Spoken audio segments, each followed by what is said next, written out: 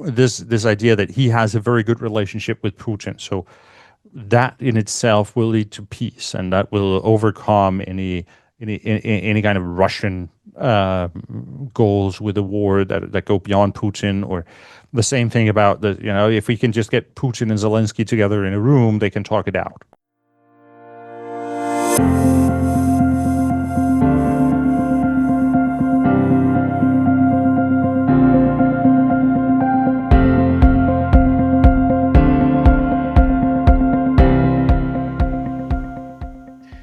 Welcome back to The Focus. I'm John Bruni.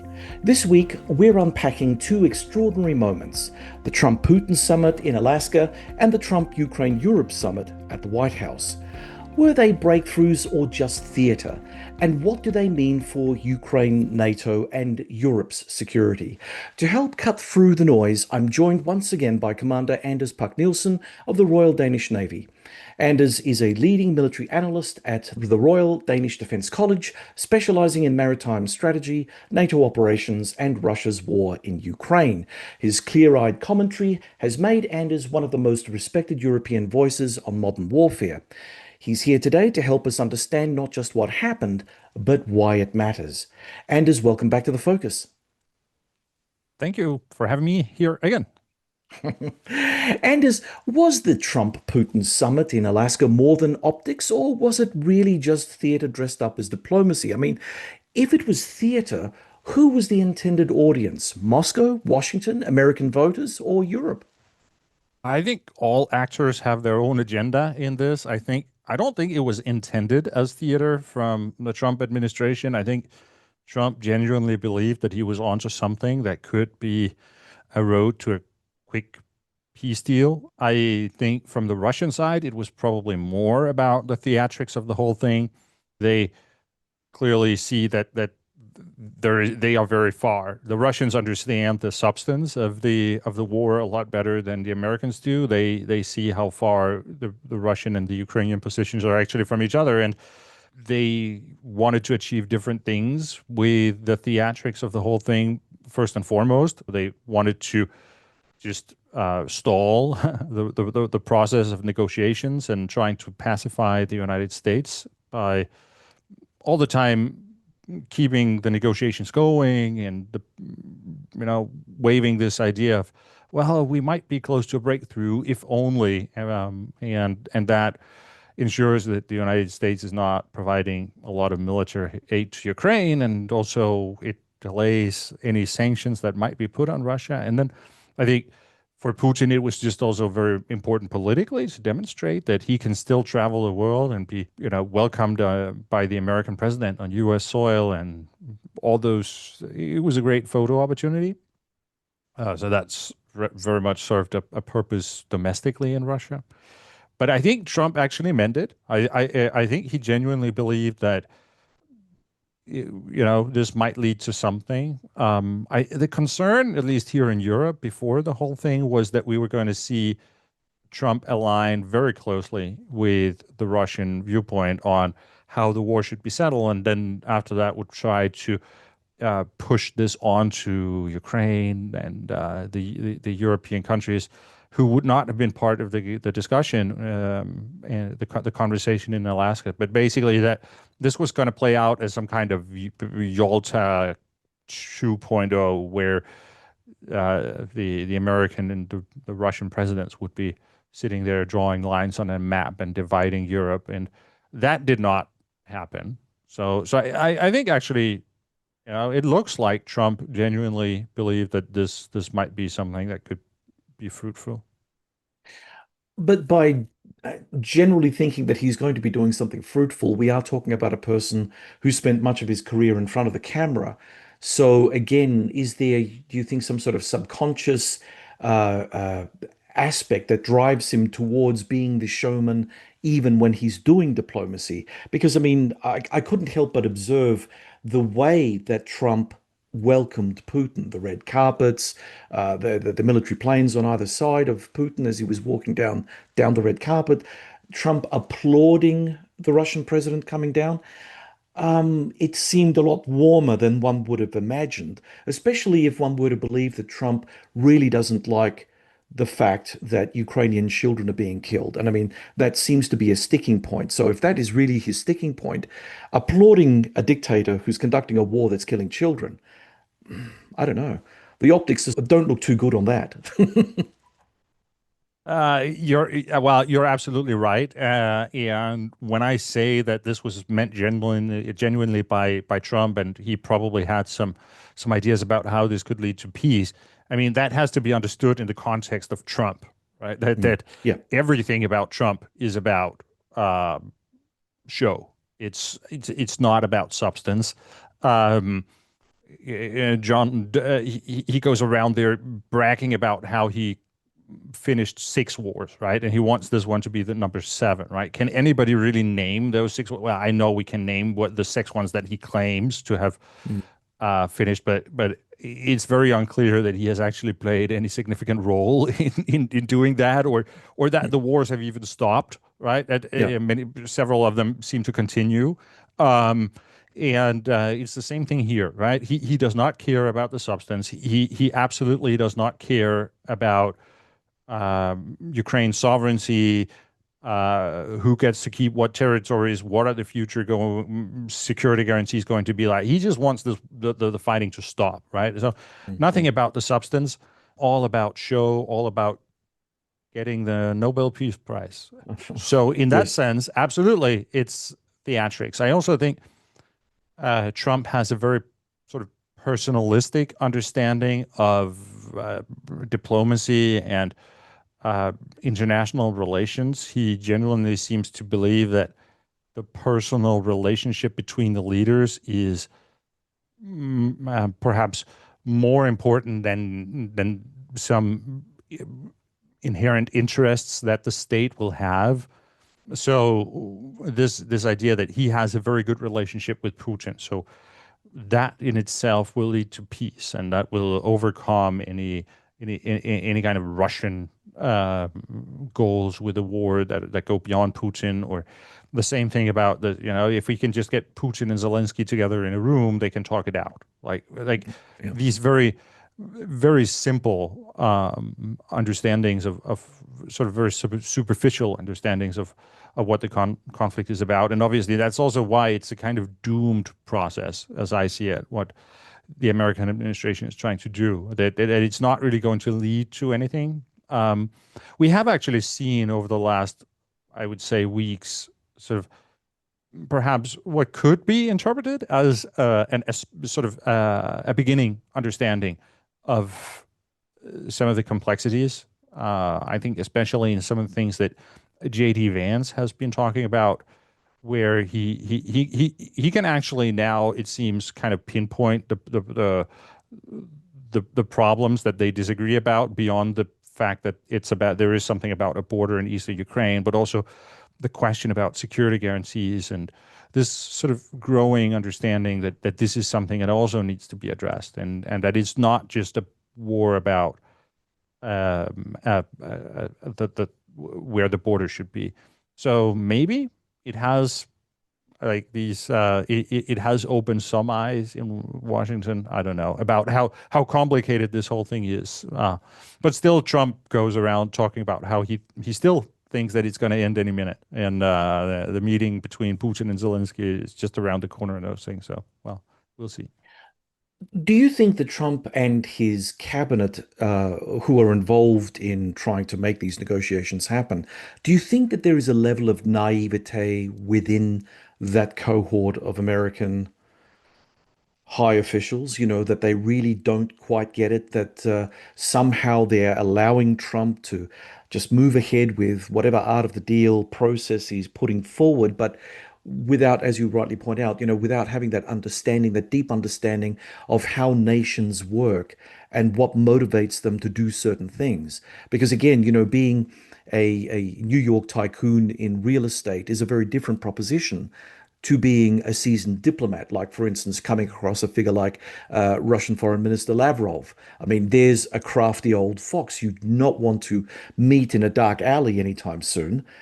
And what do we get? What do we, the public, get out of knowing this? I mean, if we know that there's a level of naivete working in the Trump administration, how confident should we be that peace will be achieved anytime soon?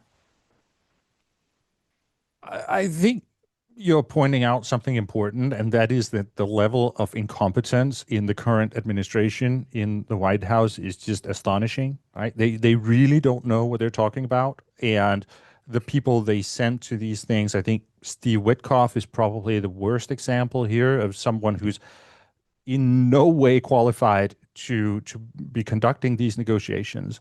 The fact that they had, the cutbacks that they have made, the laying off civil servants in foreign the State Department, for example, like these things, all the people who actually know something about Russia, know something about the substance, they're not present there. I think probably the person with the biggest understanding in the room must have been Rubio, but I mean, he's not really what you would call a Russia specialist either, right? It's just uh, it's it, sometimes it's important, as I think kind of indicate here, that we remember to compare also this to the normal standards of what we would expect from U.S. diplomacy, and it's just it's awful. Like this, it's a huge failure, super embarrassing. Um, so, but I think still, when I think there is a bit of the feeling here is a bit okay. It didn't lead to peace, but at least I will say it didn't really cause any big damage, and it's quite telling that this is where we are apparently when we are talking about American foreign policy here. That if they just don't do any damage, then that's probably okay. But I think that's where we are with this. I think with these meetings that many of the fears that people had before the Alaska meeting, they did not materialize, and we can say that we are more or less currently, it looks like we are more or less back to the kinds of structures around the support for Ukraine that existed before this, and I guess that's good. You mentioned the American Vice President J.D. Vance, and we will get back to him, believe it. But, when we're talking about old foxes knowing diplomacy and foreign policy, you could possibly throw Putin into that category as well. There is a craftiness that the Russian leader has that can't be denied. It comes off him in the same way that the showmanship of Trump comes off him. They are products or they're creatures of their own environments and backgrounds. So saying that, did you think that Putin walked away with more than Trump in Alaska? And how will we actually know in the next 30 days? I mean, what concrete military or diplomatic signals should we be watching out for? I think you're right to say that Putin is an old fox in this game and that he knows how these things work. I also think he came out of the meeting looking much more satisfied than Trump, and with a sense that he really got something out of this. And but in the big picture, I will say I think Putin actually got less than what he was probably aiming for. We didn't see sort of sanctions relief, for example, on Russia, which I think he would probably have liked to see if he could sort of get that in there some way that the Americans could do a sort of goodwill kind of thing or what have you. I also think he would have liked to really change the conversation to be something entirely different than about Ukraine, talking about arms control or what have you, all kinds of other things that he could talk with the American president about. And it seems the meeting was cut short. It was actually planned to be a lot longer.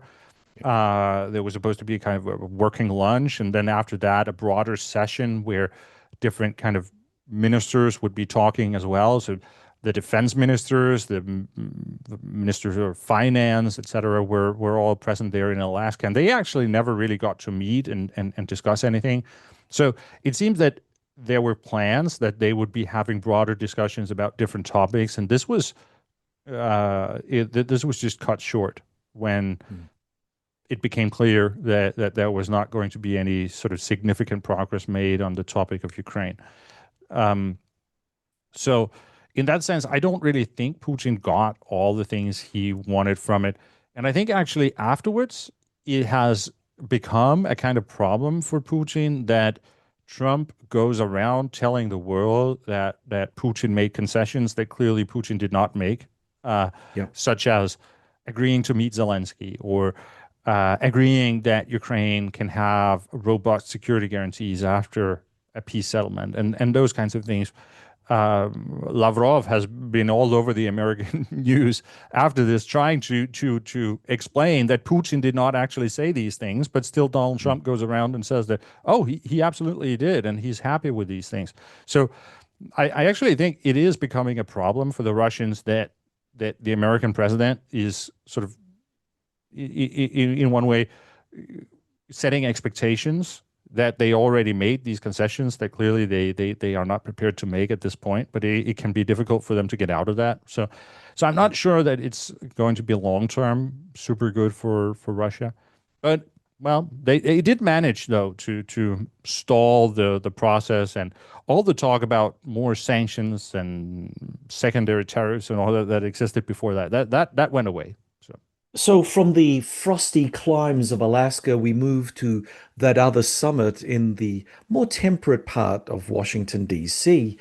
So, Anders, at the Trump Ukraine slash Europe summit, did the display of transatlantic unity mean anything significant, or was it just a photo op to calm nerves? I mean, if it's just optics, how quickly might cracks in the facade reemerge?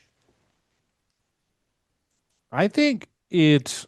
I think something was significant was achieved there. I think if you look at just the photos of who was actually present there, it showed very strong support from Europe for Ukraine's cause. I Mm. think if that had not happened, I think there is a good chance that uh, Trump would really have put a lot of pressure on Ukraine to give some very significant concessions. But the fact that the Europeans were there to back Zelensky and to send the message that well, we're going to support, we're going to continue supporting Ukraine, right? They are not Mm. alone, right? Zelensky has cards on his hand. That this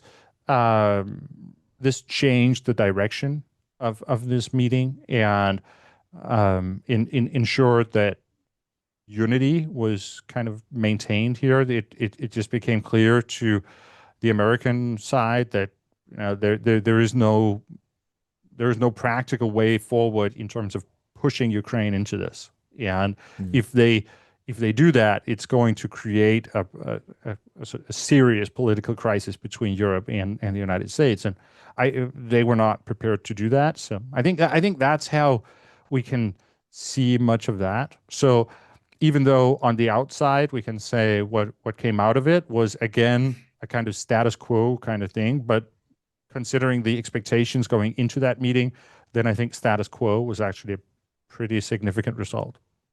In your opinion, do you think that the Europeans can sustain this unity? You know, we are talking about countries that have more than just Ukraine on their mind. There are the economic problems that all countries of Western Europe seem to be facing. There's the immigration crisis that seems to also be, getting people very hot under the collar. And once those two more domestic issues come together in that constellation of, oh my God, can Europe actually have a united stance on Ukraine that is necessary to keep Ukraine from being rolled over by both Russia and America, diplomatically speaking? I think so. I mean, definitely we have seen the Europeans stepping up and more or less replacing the United States over the last 8 months or so in providing the aid to Ukraine. And that's of course also why this idea of having a summit between Putin and Trump without all the European countries is absolutely ridiculous. This idea that Yeah. these two people could decide the conditions of a peace deal without actually consulting the countries that are supporting Ukraine in this. That's quite strange. And So we have seen in terms of just the material support, we can see Europe has stepped up. And then the question is about supporting this level. But I think actually the prognosis is kind of good on this because we are seeing the European defense industry also now, it was a slow start of getting this Yeah. this boosted, but we are seeing the results now. So more is rolling out from European factories, and especially the investments are now also being made in Ukraine. So a lot of cooperation between Western European defense companies and Ukrainian partners. I think this is all significant. I also think if we go back to this thing we talked about before, that states actually have interests, and it's not all just about personal sort of sympathies between the state leaders. That it's significant that, or it seems that more and more European countries start to realize how dependent we are on Ukraine.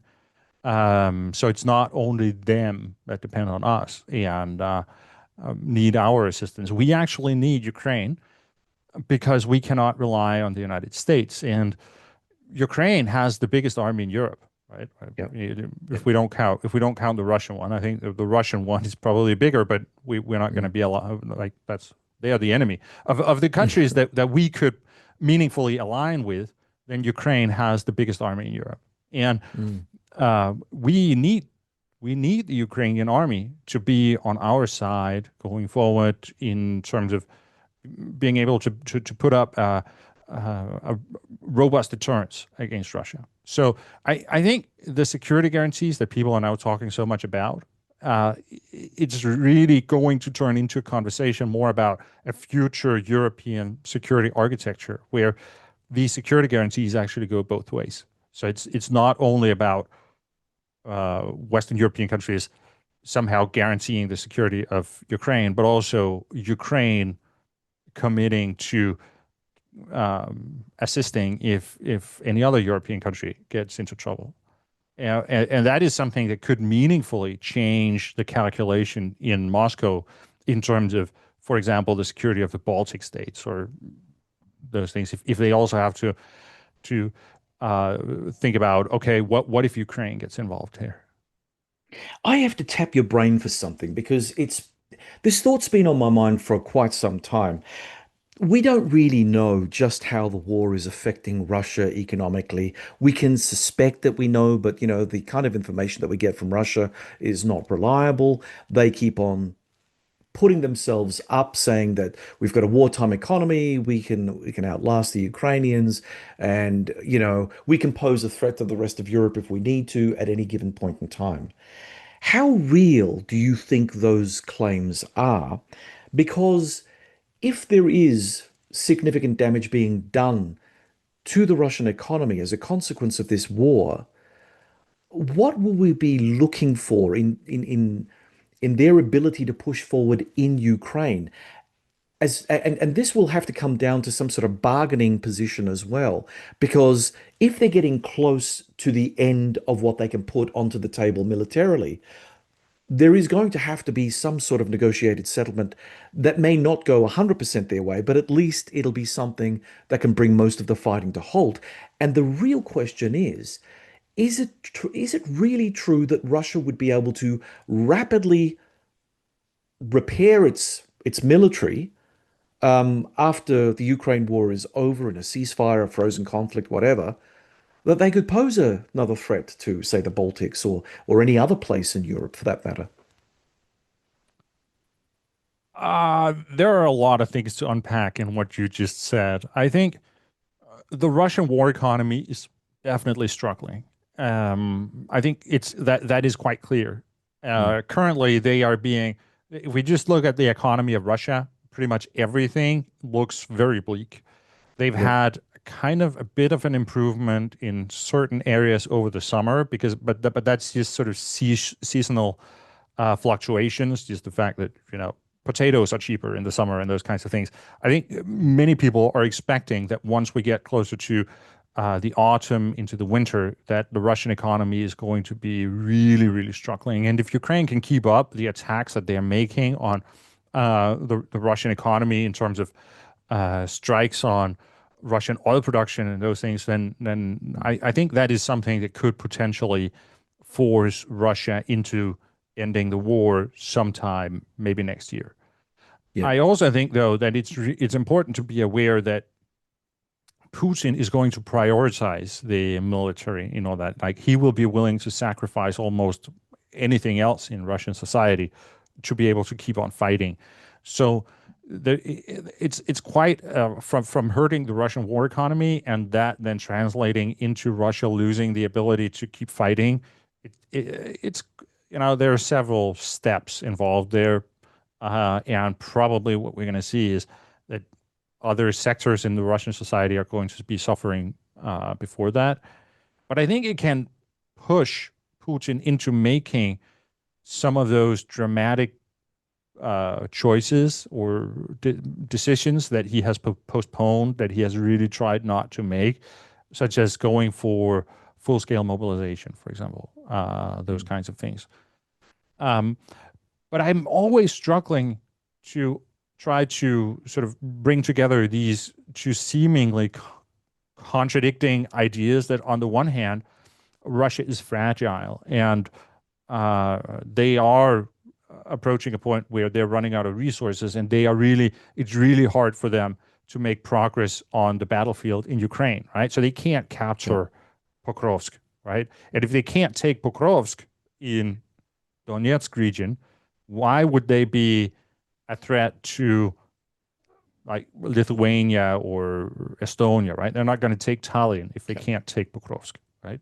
Yep. But at the same time, I think it's a huge mistake to underestimate what the kind of damage that Russia could also do to NATO if they decide to do that. So we have to reconcile these two ideas that on the one hand, right now, Russia is struggling with the war they're fighting and they don't have endless resources to do that. But on the other hand, they will be able to rebuild quite quickly. The moment they stop taking losses and they stop spending ammunition and those things, they are going to be building stockpiles really quickly. Like they are producing an enormous number of Shahed drones, for example, every month. The moment they stop using those in Ukraine, they are going to be stockpiling those, and they can pretty quickly turn that into a broader war on Europe.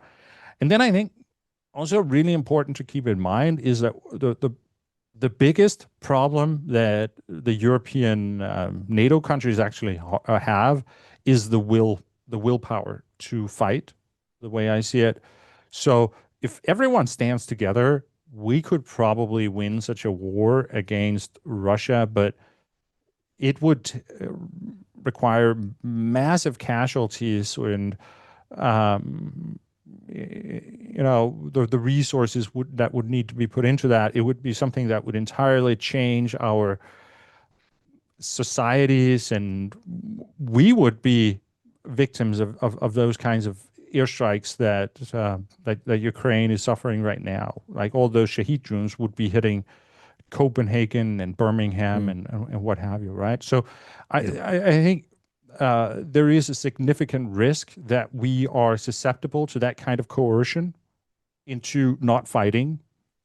And because if you are a politician in, say, the Netherlands or the United Kingdom, right, you could just choose not to fight, right? You promised that you would declare war on Russia if they invade a NATO country, such as Finland or Latvia, right?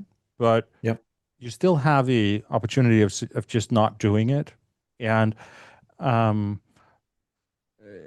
if that happens, then that will totally change how European security works. It would be the end of NATO. It would be the end of the European security order that we know it. And unfortunately, I think it is possible that the Russians might play on that and put to the test the willingness of European countries to actually fight. And that would not necessarily require enormous resources from a Russian perspective. They could test that and challenge the European countries with much less resources than they are currently using in Ukraine. So, And of course, if they did that, Anders, if they did do that, and Article 5 didn't come into play for whatever reason, maybe because the Russians are playing at a far lower level, and so the Europeans don't believe it's in their interest to escalate beyond a certain point, then we come back to what you said earlier. This is a grave threat to NATO. NATO may fall because all of a sudden the Russians have pushed the button. NATO didn't respond in the way that was expected. Article 5 is finished, as is NATO. exactly. I think there are too many people who say, well, the real threat is not really the Article 5 thing, it's the hybrid thing. But I disagree with that. I think the biggest threat is actually something that ought to trigger Article 5, but where many countries will just say, yeah, let's not do that. Or Yeah. where they will be unwilling to keep doing it for like committing forces for that for long enough. Just that maybe they will be a lot of things going on the first couple of weeks, but after 2 months we run out of resources or willpower to keep fighting, then you know. So I'm quite pessimistic, but it can be difficult to you know keep these two thoughts in the head at the same time, that on the one hand Yeah. Russia is weak and they are really struggling in Ukraine, and the way that things are going, I don't actually see them winning in Ukraine currently. I actually see them being on path to losing that war. But on the other hand, also keeping in mind that they are a huge threat to the whole European world order, and I the suppose one model thing. that we've built. Sorry, Anders. I suppose one thing that springs to mind. I mean, we here in Australia have just come out of a hybrid attack. The Iranians had launched not by themselves directly.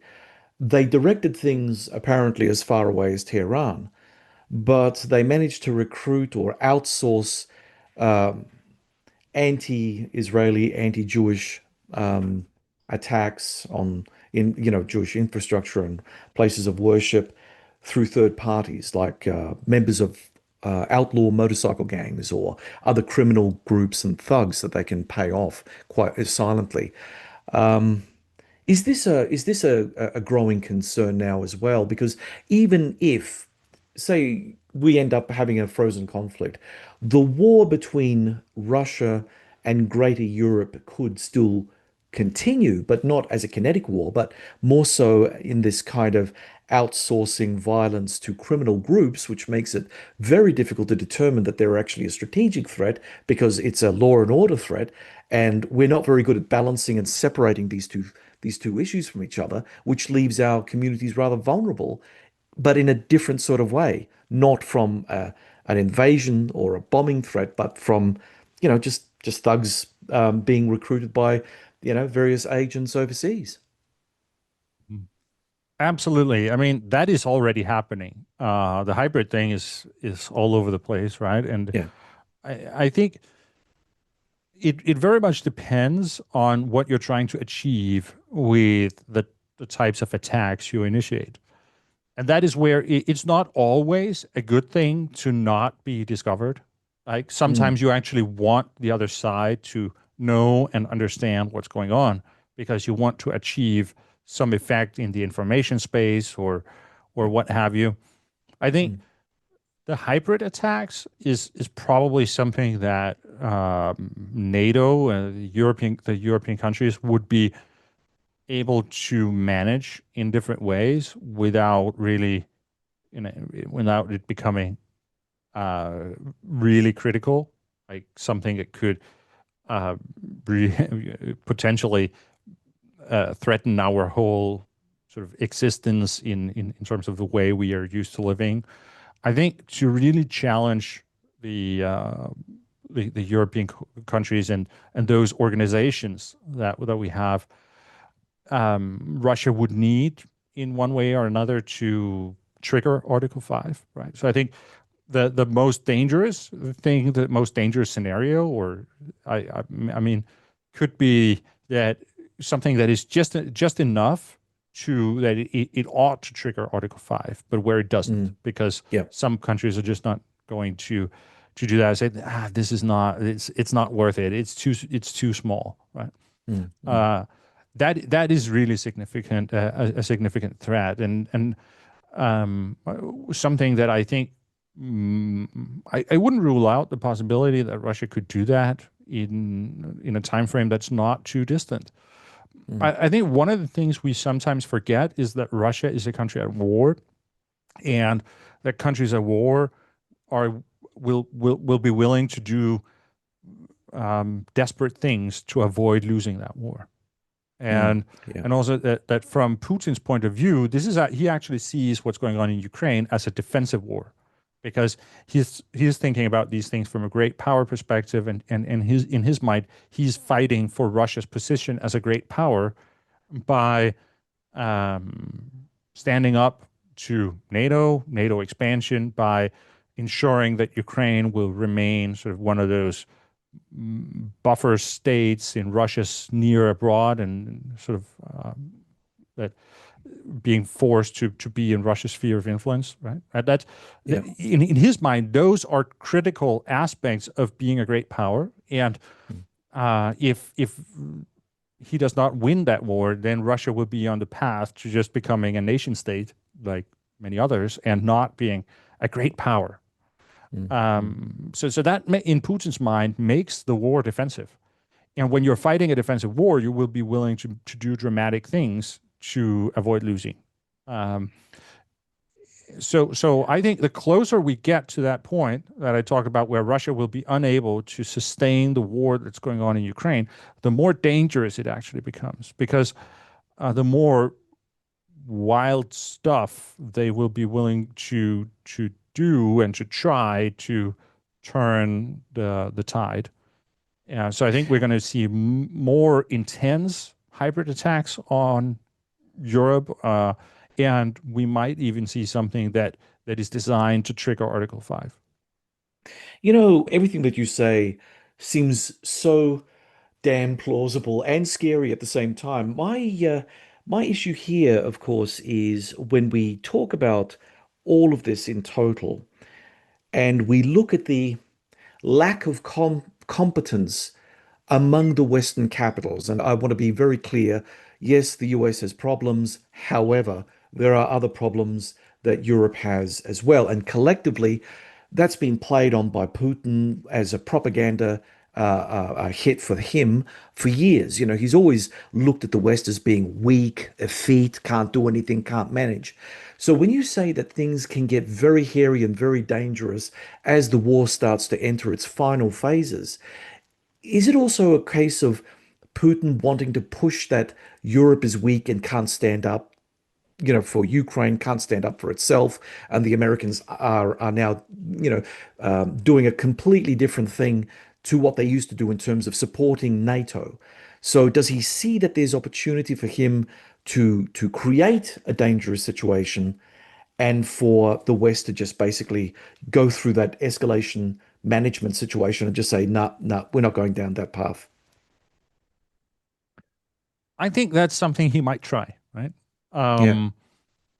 I the I'm more and more actually struggling to read Putin's mind in terms of trying to Mm. guess what he's going to do, because I think it's important to be aware that this idea that Russia would not win the war in Ukraine, that Russia would not be able to defeat a small state on its border like that, it's totally beyond comprehension for someone like Putin.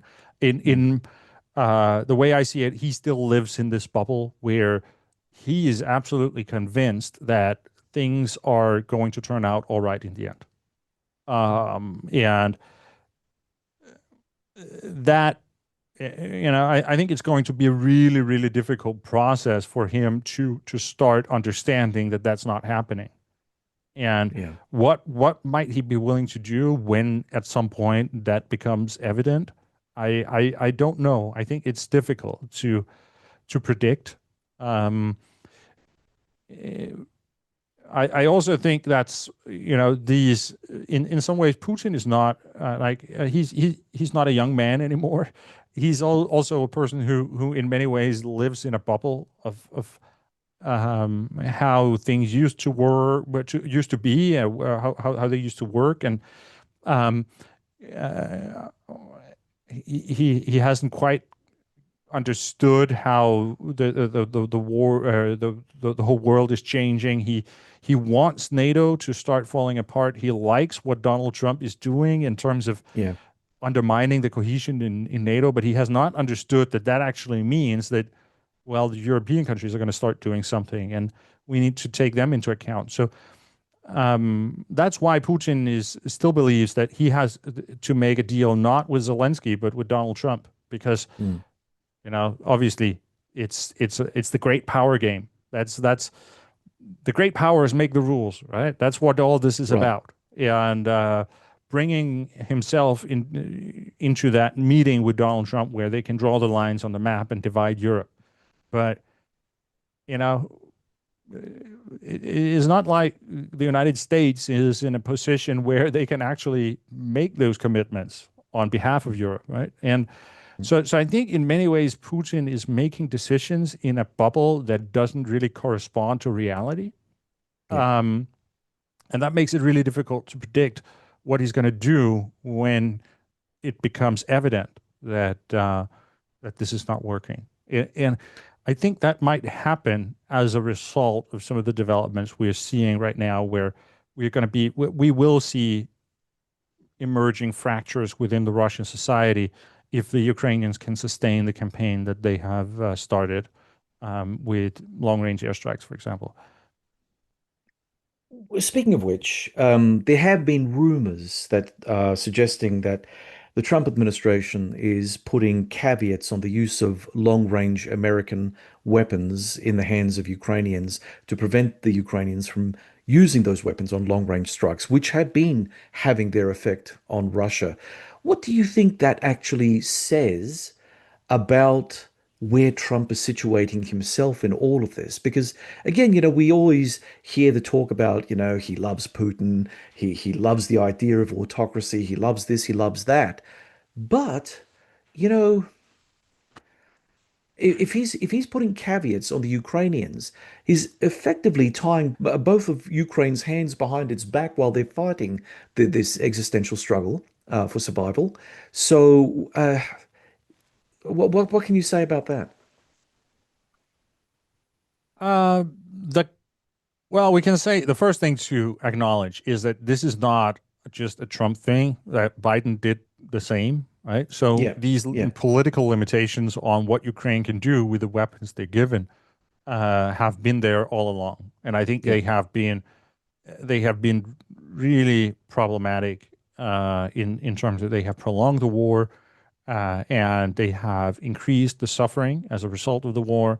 I also think this whole thing shows that Donald Trump also has not really understood that his policies mean that the United States will have a reduced influence on the decisions that countries such as Ukraine and the European countries are making. Like, on the one hand, Donald Trump goes around and talks about how he wants to create peace and how he's putting pressure on Ukraine because this is necessary. So we see that. But on the other hand, he's also bragging about how he's not actually spending a dime anymore on Ukraine. And so the Americans are not providing any significant support in terms of donations of weapons or anything like that. And that also means that it's a lot less relevant to the Ukrainians what the Americans actually say, because Yeah. if they're not actually providing any help, then what's the leverage here? Why would we care what you think? So I think what this whole the constant limitations that Ukraine has had has been a huge driver in them building their own capacities to do this and Mm. building their own weapons where they can just launch these strikes without asking the Americans. And it's kind of ironic. I think, we had these discussions about so-called long-range weapons such as ATACMS, and there are other types as well here, right? But they have ranges of maybe like 300 kilometers or something like that.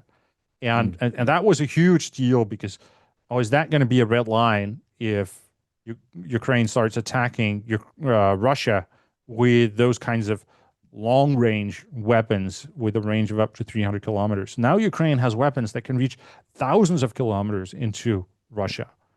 So it is increasingly irrelevant that the Americans would put those restrictions on the weapons that Ukraine is given or buys or what they do, because Ukraine has other weapons that can do the same thing. But I think it still shows something about how difficult it is to understand for the Trump administration that Ukraine is not actually a small state, and that Ukraine does not have to necessarily just give in to whatever they say.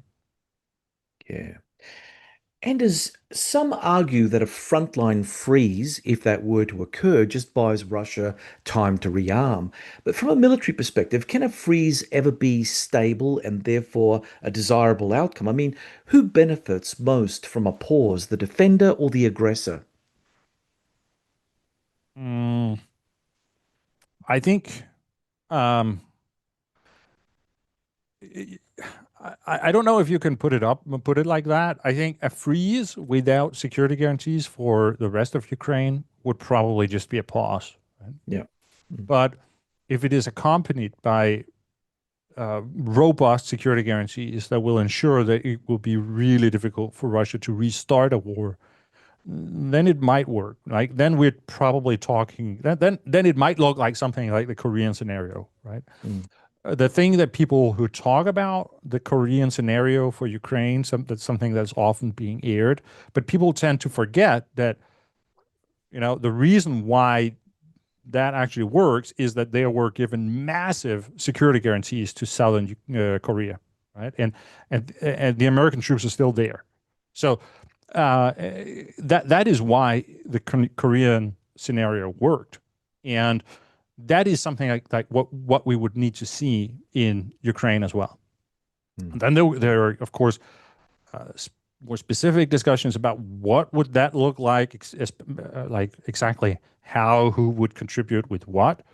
Um, but I think it is possible to see how you can have a freeze of the front lines, and that being the basis of something that is not going to be hot war again in a handful of years. But Mm. it requires those security guarantees. Before we dive back in, a quick word. If you're enjoying this conversation, do us a favor and hit that like button, subscribe, and leave a comment. Tell us what you agree with, what you don't, and what you'd like us to cover next. The focus is all about sparking debate and building a community of people who care about the big issues shaping our world. Your voice really helps keep that conversation going. Let's get back in. Anders, Trump has given us three options in the context of what he thinks should go forward. So he's laid out these options, such as he's going to pick a side, didn't say what side he's going to pick. He says there's a possibility that we just let Russia and Ukraine fight it out. Or the third one, we're going to do nothing. So, what do these choices signal to allies and adversaries? And do you see this as a serious policy framework or more of a negotiating tactic aimed at domestic audiences? I think you can say that inaction is also a kind of action, right? And what we've seen from Yeah. Donald Trump has been he's just been delaying decisions from when he came into office and until now. Just always 2 weeks, right?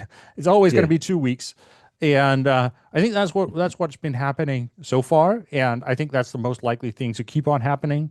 And so we will probably continue seeing the American administration not really put any pressure on Russia.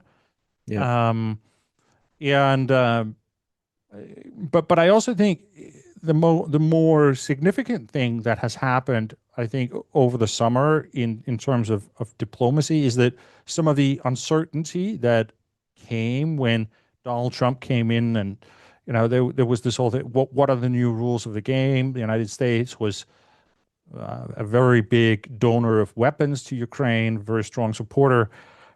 Someone else had to take over. I think we've seen the European countries really step up, and I think this agreement that the United States would be a weapons producer on the world stage, that the European countries can buy weapons from and give to Ukraine. That this is what allows Trump to say that they're no longer spending any money on that. In fact, they're making money on the war in Ukraine. I think that has sort of created a framework that is probably going to be the basis going forward for fighting the war here, that we know what the role of the United States is in all this. And others have stepped up and found solutions to all different things. And so I think, and that's why when this Alaska meeting came, there was such big fear that, oh no, all these arrangements we'd made, this was just this whole scheme of selling weapons to European NATO countries that could hand them over to Ukraine. It was just announced in July, just a couple of weeks before the Alaska meeting was announced, and people were like, "Oh no, all these things, are they going to fall away now, or is the United States not going to, like, do we have to start over finding new solutions for how to keep Ukraine fighting?" But I think on the other side of these meetings, it's clear that these things still exist, and both Trump and J.D. Vance and others talk about this as an acceptable situation for the United States. So I think that is going to be the framework going forward. The United States increasingly not really playing an active role, not really putting significant pressure on either side in this, but being, we can say, a weapons production powerhouse that Europe can tap into in exchange for money. And profiting all the way to the bank. Yeah, absolutely. But I mean, if that's what it takes in this current situation, I mean, that is, from a European perspective, an acceptable sort of arrangement. Okay. Well, so Vice President J.D. Vance said Russia had made significant concessions on Ukraine, though none of these have been released. What can we realistically take away from that kind of statement, Anders? Does floating unspecified concessions strengthen Washington's hand or risk undermining trust if nothing materializes? I think there are two types of concessions that Trump and Vance are talking about. So Trump is talking about concessions that Putin allegedly made to him in person, such as willingness to meet Zelensky or willingness to accept security guarantees for the rest of Ukraine and those kinds of things. These are things that clearly he just made up. Like, there is no way that the Russians actually made those concessions. But I think what Trump is trying to do here is to, fake it till you make it. It's just a negotiation tactic. He keeps talking about this until eventually Putin will have to accept that this is what it is. And I think that's also how we should understand all Trump's talk about how Ukraine will need to give up territories. That's basically him doing the same thing in the opposite direction, right? I don't think Zelensky has ever made any promises like that, but Trump talks about it as if this is just, So he believes that he can actually use this to bring these leaders into a meeting, and then this is how it's going to end. So that's one type of concession, those that Trump clearly just makes up because it's a negotiation tactic. Then there's the other kind of concessions that I think that Vance is talking about here, which basically is that it's something like, well, Russia, it's a concession that Russia has accepted that they are not going to conquer all of Ukraine, for example, or that they are not going to install a puppet regime in Kiev or something like that. That's supposed to be concessions, which is of course kind of strange, right? Because You're I saying. mean, yeah, it's absolutely not realistic that Russia could do those things, even if they wanted Yeah, to, right? yeah. So calling that a concession is kind of weird. Mm, Um, but I guess yeah, it's it's also a way of trying to just frame the whole thing and say, well, we progress is actually being made, and so I don't know, something that has a domestic audience, I guess, as well, in trying to mm. justify the what Donald Trump is doing. We I mean, that's a challenge that Trump has, that he has this kind of Russia friendly or Russia soft approach to this whole thing. But actually, in the United States, there is still strong popular support for Ukraine. So they need to try to justify what they're doing. If the next 60 days brings no movement in terms of further negotiations, peace, the trilateral summit between Trump, Zelensky, and Putin, what's your worst case escalation scenario? And what single policy choice could reduce that risk? I mean, are there early warning signs that escalation is already underway? I mean, we see the increased levels of bombing that the terror bombing that the Russians are conducting against Ukrainian cities, for instance. That is probably going to continue. I mean, Mm, just the escalating air war is something that both sides have identified as uh, an important uh, an important thing that for them to achieve victory. So I think we're going to see continued escalation both from the Russian but also from the Ukrainian side. I think the things from the Ukrainian side is probably more significant because that's something new that is being brought to the battlefield, where we can say these Russian airstrikes on Ukrainian society have been going on for a longer period of time. So it's not really new in that sense. They're just doing more of it. Mm, I, I think in many ways what we are seeing is that you know the Russians are slowly getting to a point where they're struggling more and more to keep the pressure going. So there are yeah. two aspects of this war. There is the air war, where they're trying to put pressure on Ukraine that way, and then they try to put pressure on Ukraine on the front line. And this is not just about winning territory; it's also about putting pressure on the entire Ukrainian society to make that stop. And Mm, um, uh, it's clear that it's getting more and more difficult for Russia to keep doing that. And I think one of the one of those big things that they will eventually have to look at is the whole manning system in the Russian army, and this idea of recruiting only volunteers and paying big bonuses and getting soldiers that way. I think the economic crisis and just the longer this goes on uh, is going to make it more and more difficult for them to find the soldiers they need through those means. And this will force Putin into making some of those types of decisions that he really doesn't want to have to make, like mobilization in Russian society, forced mobilization. Um, and but I think that is probably something we should look for. That if that happens, then that would be a significant sign that the Ukrainian approach is working, yeah. because it forces Putin into finding cheaper and more robust ways of manning the Russian army. Um, so I think I would not expect dramatic escalation in terms of something big and flashy suddenly happening. I would more expect that the things that Russia is doing will become more and more difficult for them, and they will have to escalate in ways like, such as, for example, finding new ways of manning the army and um, s- doing things like that. I think that would be a first step. Like something we have to all the time remind ourselves when we talk about the escalation risks is that Putin actually hasn't acknowledged internally in Russia that there is a war. It's still Yeah, this yeah. special military operation, right?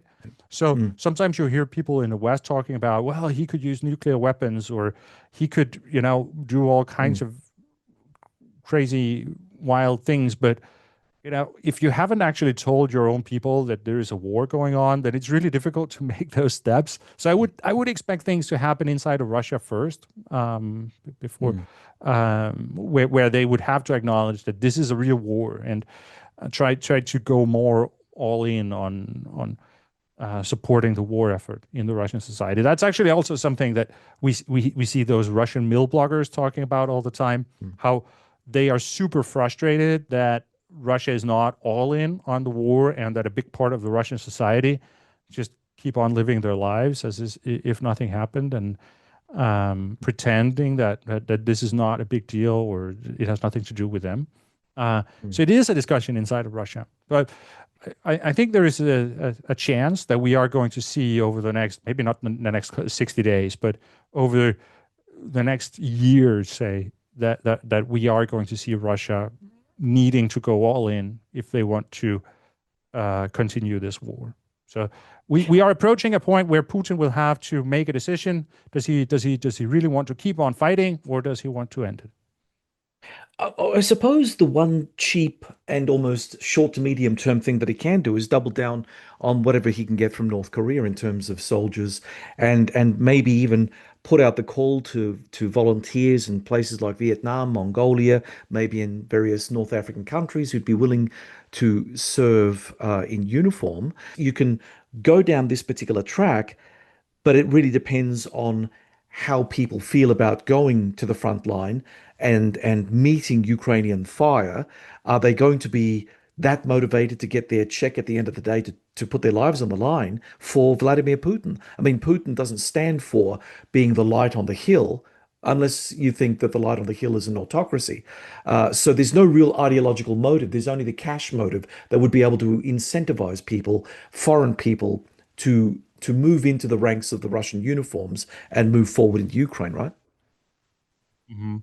I think it would be really difficult. It would be very hard for me to see North Korean units, for example, coming. I don't think they can, get all these volunteers from around the world. They're doing that already. I think they've hit more or Mm, less the limit of how many foreign fighters they can find there.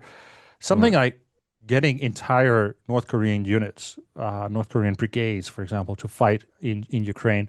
I guess that is something that could potentially, maybe they could persuade the North Koreans to do that, but I don't think it would be enough to really change the direction of the war.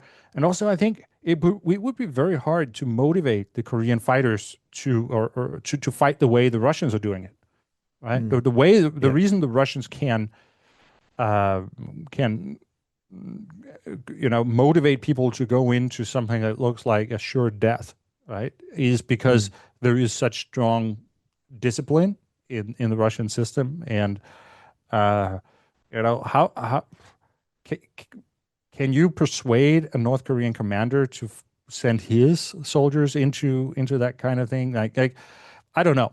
And in any case, I don't think it would be enough to really significantly change the direction of things.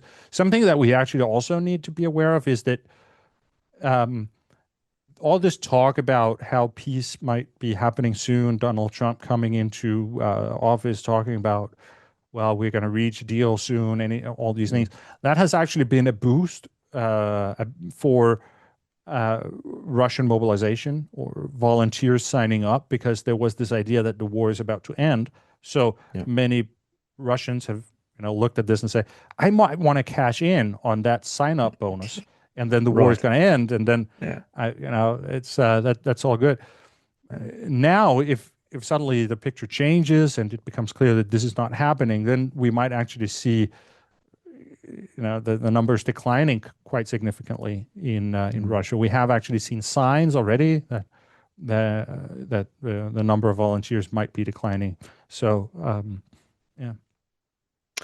Okay, so Anders, by the end of September, what three visible signs would equal diplomatic progress, and what three would mean that the Alaska and Washington meetings were setbacks? Which of those markers will ordinary people, not just experts, actually notice? Um, I think the idea that there is going to be a meeting between Putin and Zelensky, and then there's going to be some kind of deal. I think that's Mm, really uh, unrealistic. That's not yeah. going to happen. Both because Putin does not want to meet Zelensky for a range of reasons, but also because that's just not how this is done, right? Mm, You don't actually get the presidents in there to negotiate all the sort of minute details of things, right? mm, The mm. presidents come in at the end after there is a kind of uh, agreement already, and we just need to sign the papers. So Yeah. I think to get into a real process that would require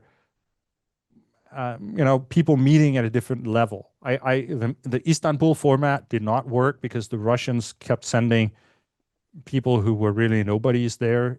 So they were not at a sufficient level here.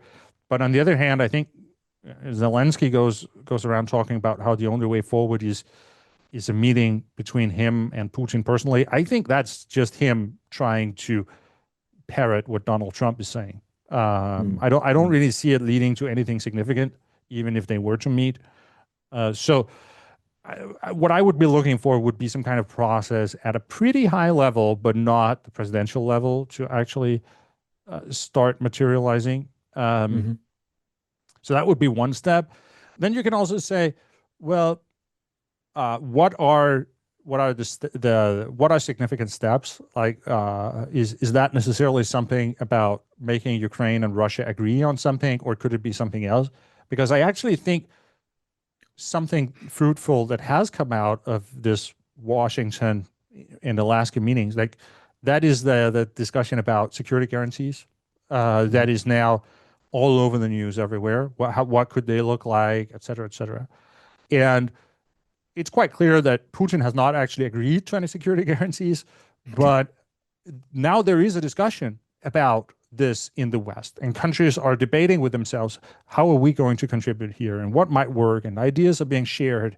And I think we might get to a point where some of those things might even begin to materialize, or very sort of concrete ideas about it might take shape Mhm. over the coming months. And I think that would be significant in terms of creating the conditions for the war to end at some point. And as there's been talk that the United States is going to be taking unspecified military action against the Maduro regime in Venezuela. So some ships apparently have been deployed. There's a likelihood of Marines also accompanying those ships. And let's assume for the moment that such an expedition were to take place. Would a would a demonstration of American firepower to change the political situation on the ground in Venezuela act as a signal to Putin in some indirect way? No, I don't think so. I mean, we saw the same thing with Iran, right? Yeah, Donald yeah, Trump yeah. was willing to use kinetic force against Iran. Mm, That did not change anything. I think mm, Putin feels very confident that there's not going to be any sort of direct American involvement or action against him like that. So no, I don't think he's concerned about that. I think he is probably a bit concerned about sanctions, and the possibility that the Americans could dial up those either directly on Russia or on third countries that trade with Russia. But mm, I think the bigger so that's one thing that Putin is concerned about, and the other yeah. thing that he might still think could potentially happen is the United States returning to donating weapons to Ukraine. Right. I think that's something he would be concerned about as well. So Mm. that's a more meaningful thing to threaten with. That if you don't do something, we're going to start again donating weapons to Ukraine. I think, yeah, that's more concerning to him than whatever Donald Trump does against Venezuela. Okay. Anyway, Anders, thanks for joining us again and for sharing your insights on the focus. My pleasure. Thank you. That was Commander Anders Puck Nielsen from the Royal Danish Defence College in Copenhagen. As we've heard today, the Alaska and White House summits raise more questions than answers. For Ukraine, for Europe, and for NATO, the real issue isn't just what leaders say behind closed doors, it's whether those words translate into lasting security and real commitments. In the end, the choices made now will echo for years. Will this be remembered as the moment the West held firm, or the moment it drifted? That's the challenge facing us all. Now on to questions for the audience. Do you think the Alaska and White House summits were serious diplomacy or just political theater?